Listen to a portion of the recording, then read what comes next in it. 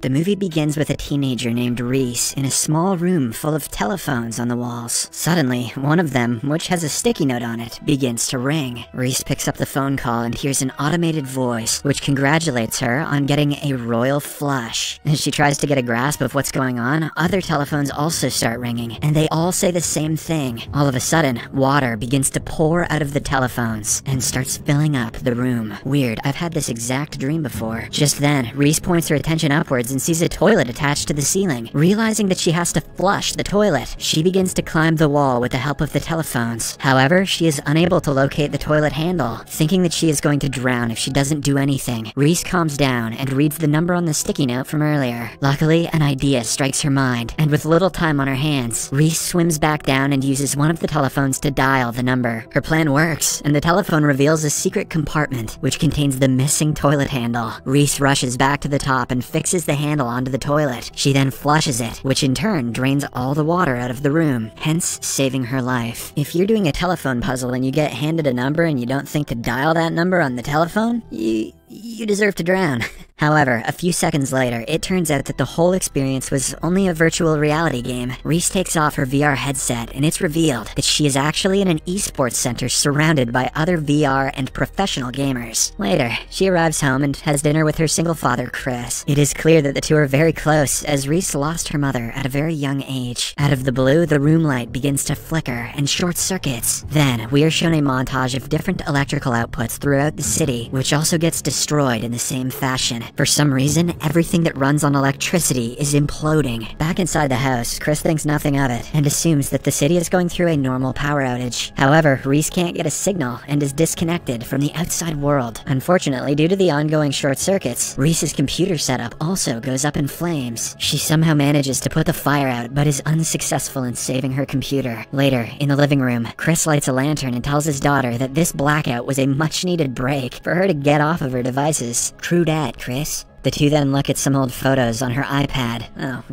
And reminisce about the times when Reese's mom was alive. Soon, they fall asleep on the couch. In the middle of the night, Reese hears a strange sound coming from their warehouse and decides to inspect it. Without waking her father up, she slowly makes her way out with a lantern and then proceeds into the warehouse. There, she finds a book called Radioflash, which is another term for electromagnetic pulse, or an EMP. As Reese looks around the place, we get to know that the warehouse was actually her grandpa Frank's, who left to live in the mountains a few years back. After a while, Reese unveils a cloth blanket on the table, which turns out to have a dismantled radio station beneath it. Hoping to get some answers from Frank, she skillfully puts together the parts and connects the radio successfully. She then turns on the device and calls her grandfather, who replies a few seconds later. It turns out that Frank is also very concerned about the power outage, which he calls apocalyptic. According to him, almost the entire western part of the United States has been affected by this mysterious outage. He guesses that it might have something to do with an electromagnetic pulse attack. Frank then asks for Chris, but learns that he is already asleep, so he instructs Reese to summon him to the radio the next morning, as they have very little time left. He wants the father-daughter duo to immediately leave their home and join him in the mountains, as he has plenty of supplies stocked there. Before ending the call, Frank guides Reese to a map and a mobile radio, which will aid them in their journey. The radio, however, will only work once they are in a 5-mile radius from Frank. All of this indicates that he had already prepared for this event way back in the past. Reese obliges, and the very next morning she informs her father of the situation. At first, Chris refuses to go to Frank's place, claiming that he is a lunatic, but when his daughter keeps on insisting, he decides to at least call the old man. Shortly after, the two head to the warehouse and Reese starts the radio transmission. After she leaves, Chris and Frank begin their conversation. At first, the old man proceeds to explain the truth behind the power outage. He reveals that everything that is happening is the effect of an EMP, which will soon cause chaos and bedlam in every part of the states. He also claims that supplies and tools will become scarce in just 3 days' time, so living in the mountains with him is the only safe option. Hearing all this, Chris is finally convinced, and he makes up his mind to leave immediately. After a while, he along with Reese start packing their belongings, while the situation outside begins to worsen. Police and civilians are at each other's necks because of the prolonged power outage. No one knows what is happening or when it will end.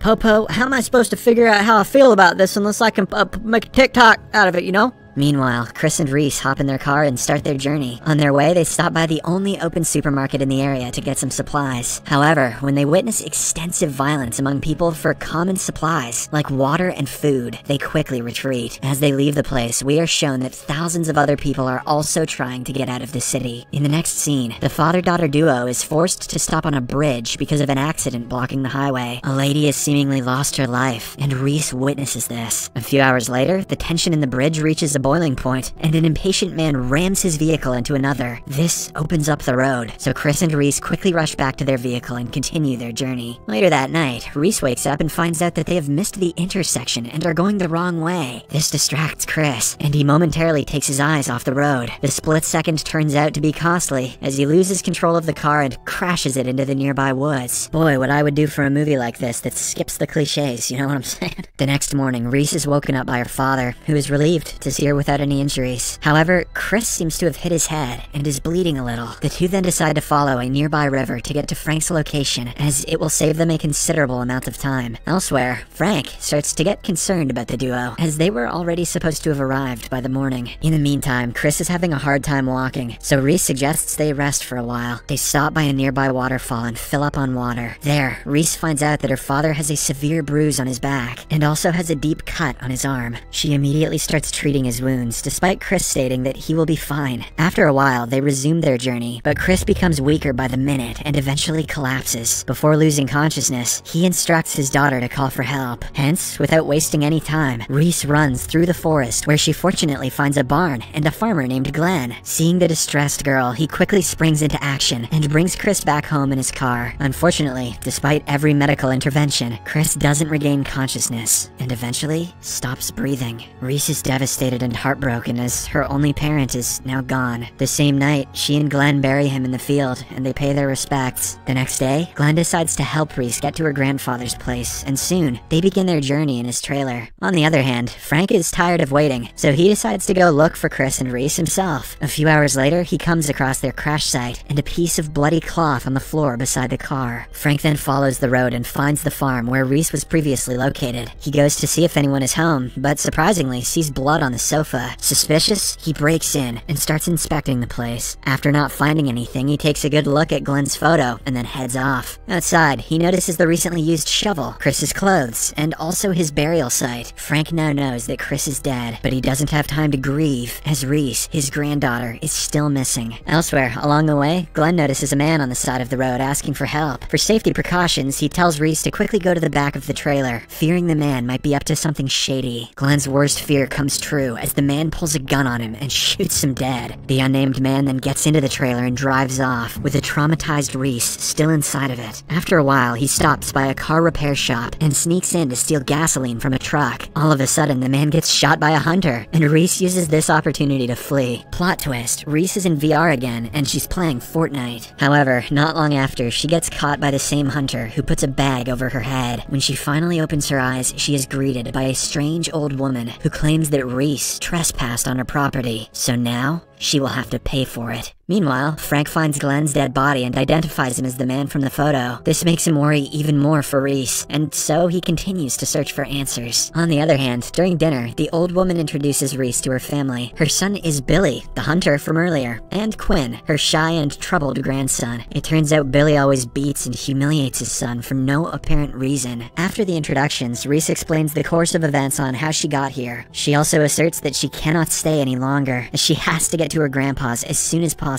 However, the old woman feels no sympathy and doesn't let her leave. Instead, she forces her to stay in the attic for the night. Left with no choice, Reese heads to the attic, but has no intention of spending the night. In an attempt to escape, she sneaks to the main door while everyone is asleep. She then opens the lock, but the old woman hears it and immediately sends Billy after her. An intense chase ensues, but the teenager is eventually caught and brought back home by the menacing hunter. When Reese comes to her senses, she finds herself tied up inside a bag which is hanging on a tree. Just then, a large bear approaches her and tries to tear open the bag. It appears as if the teenager is about to bite the dust, but Billy arrives there in the nick of time and shoots the bear down. It turns out Reese was simply used as bait to lure the giant beast. After the close encounter, she is taken to a small storeroom where Billy leaves her for a week. But One day, he takes her out, and the old woman tries to convince her to stay and become a partner to one of her sons. However, Reese responds that she would rather be inside the storeroom than be with those maniacs. Her wish is fulfilled, as the enraged woman orders Reese to be thrown back into the storeroom. This time, both her hands and feet are tied. Desperate to escape, Reese manages to cut open the rope on her hands and finally unties herself. However, she cannot figure out a plan to escape. Just then, she notices Quinn peeking at her and thinks of a plan. Reese knows that he feels sympathy for her, so she decides to exploit this weakness of his. She starts coercing him for help, and surprisingly, Quinn, who is fed up with the constant abuse from both his grandma and his father, agrees. Not to mention he's simping, just a little bit. He lets her out of the storeroom, and without further ado, they escape the compound together and run through the night. The next morning, Billy finds out that both of them have fled and immediately begins a search. He follows their footsteps and broken branches, slowly but surely catching up to them. On the other hand, Quinn and Reese bond together and eat berries as they have run far off from the compound. A few moments later, they reach a cliff where Quinn nearly falls to his death, but Reese manages to save him. They then come across a log, which acts as a bridge, and they slowly make their way across it. All of a sudden, Billy spots them from afar and takes a shot, which luckily doesn't connect. Terrified, the teenagers start running, and they come across a shallow lake. Realizing that they cannot outrun Billy, they submerge themselves in the water to hide. After the hunter crosses them, Reese and Quinn get out from the lake and flee in the opposite direction. However, as Billy is a seasoned hunter, he notices them from behind his back and tails them again. Eventually, he catches up to them, so Quinn decides to take him on, while Reese hides behind a rock. As the two tussle, Billy's gun falls in front of Reese, but she hesitates to use it. However, when she realizes that Quinn will be beaten to death if she doesn't take any action, Reese gains the confidence to pick up the gun. She aims for Billy and finishes him off with one clean shot. But surprisingly, it is revealed that it was actually her grandpa Frank who fired the gun and saved the teenagers. He arrived at the place after hearing the gunshots. Relieved, Reese runs to her grandpa and hugs him tightly while tearing up. The scene cuts to sometime in the future, where both Reese and Quinn live with Frank and do activities as a family. The world is still suffering from the after effects of the EMP, but here in the mountains, everything that is required to survive is available in abundance. The movie ends as Quinn opens Reese's laptop and notices several messages from her friends, indicating that the power outage problem is finally coming to an end. Finally, we can return to our postmodern hellscape and forget about everything we've learned.